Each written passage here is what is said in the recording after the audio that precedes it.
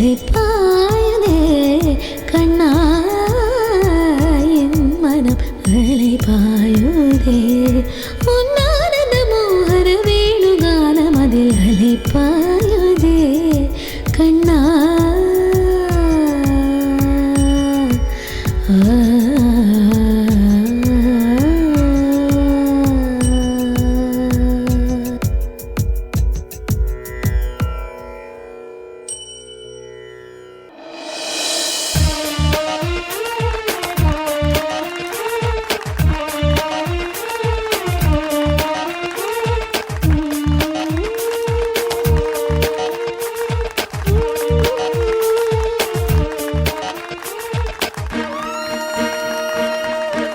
Super Jayamma.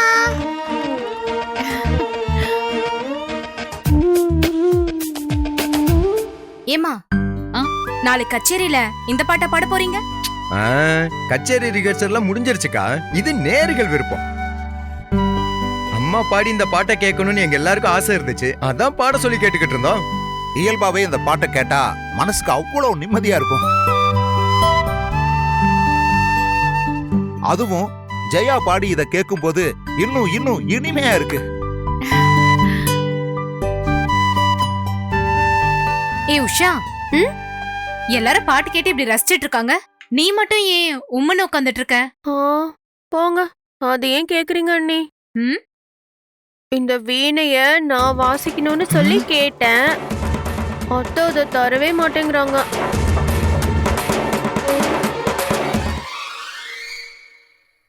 வெண்ணிலா இத வாசிக்கும் போதே அவ எப்படி வாசிக்கிறான்னு நான் கவனிச்சிருக்கேன்.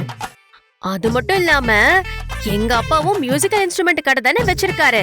அப்ப மியூசிக்க பத்தி எனக்கு தெரியாதா? அப்படி இருக்கும்போது இந்த வீணைய வாசிக்கிறது ஒண்ணு எனக்கு புதுசு இல்லல்ல. உங்க அப்பா என்ன கடை வச்சிருக்கிறாரு? மியூசிக்கல் இன்ஸ்ட்ருமெண்ட் கடை.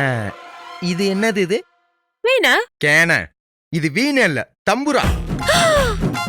தம்புராவா?